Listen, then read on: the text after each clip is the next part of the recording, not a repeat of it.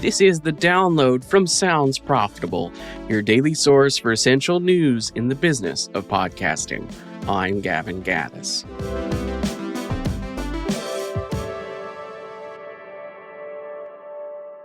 Here's what you need to know for today, Wednesday, July 15th, 2026. First up, Audioboom half-year report.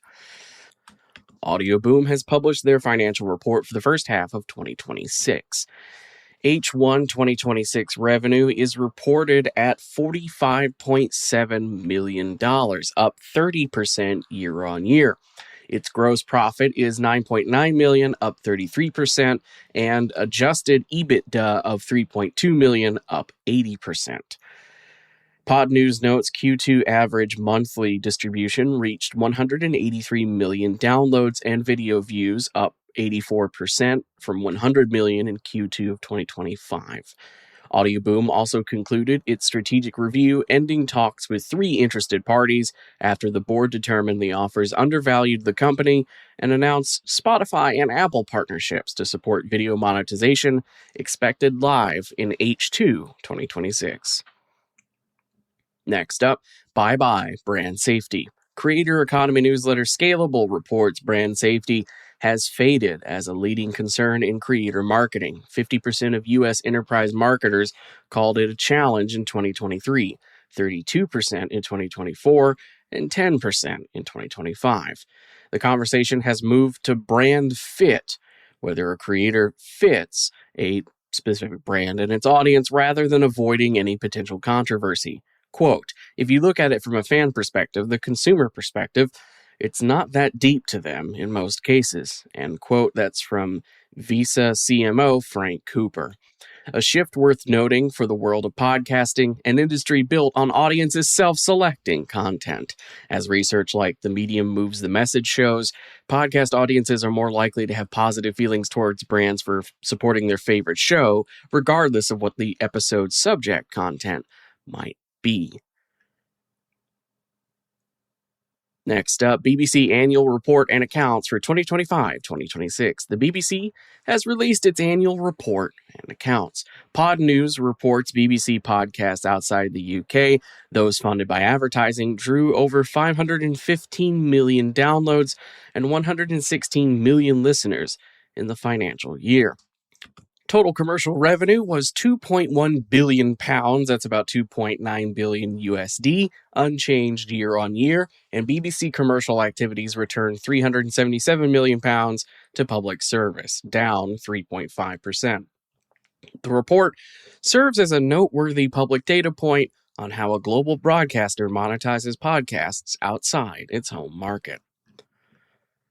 Next up, swing and a miss.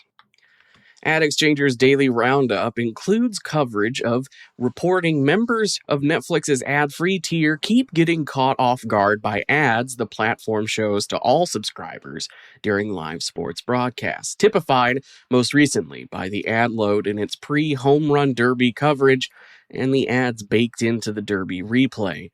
Quote, why does my ad-free Netflix that I paid money for have ads? Do you have a different definition of ad-free? End quote. That's from one subscriber complaining on Blue Sky. Live events on Netflix carry ads for every subscription tier, a distinction subscribers continue to discover in real time as the platform expands its live sports slate. A frustration podcasting has historically avoided by establishing expectations from the beginning.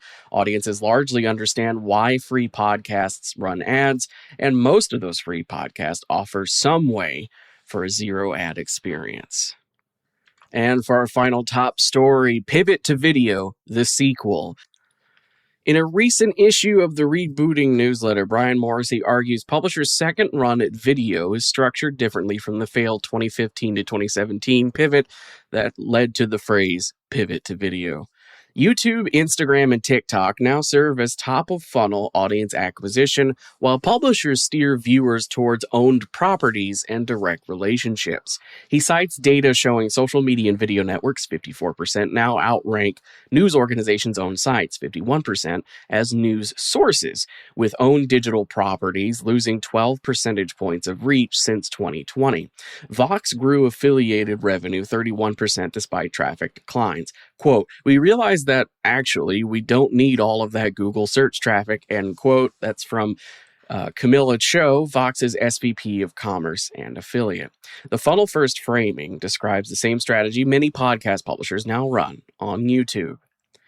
As for the rest of the news, The Podcast Guys, a London-headquartered branded podcast and video agency, is now certified as a great place to work, a designation based entirely on anonymous employee survey feedback. A Magellan AI case study with audio agency Direct Results found 30-second ads drove 41% more sessions and 43% more purchases than 60-second spots at equivalent impression levels, prompting the agency to shift 100% of delivery to 30-second ads. Podcast advertising company Next Audio has officially opened a presence in Indonesia, its first market expansion beyond Middle East, North Africa in 6 years. Writing for Inc., iHeartMedia SVP and head of branded content studio Ruby, Ethan Fixwell, argues that AI economy demands generalist hires, not specialists. Former Spotify, Mindshare, and Group M executives Howard Barham and David Cooper launched SoundBridge Media, a commercial representation firm for independent podcast production companies. And finally, Digiday reports publisher ad supply fell by up to 40% in Q2 as AI search cut traffic to news and open web sites, per Ozone data spanning The Guardian, News UK, and The Wall Street Journal. That does it for today's issue of The Download. Reminder, there's a link in your show notes that takes you to today's episode post on soundsprofitable.com, where you can find links to everything I just talked about. You can also subscribe to get the newsletter version of the show sent straight to your email inbox. Today's issue was written and produced by myself, Brian Barletta, Molly DeMillier, and Tom Webster. For Sounds Profitable, I'm Gavin Gaddis, and I'll see you tomorrow.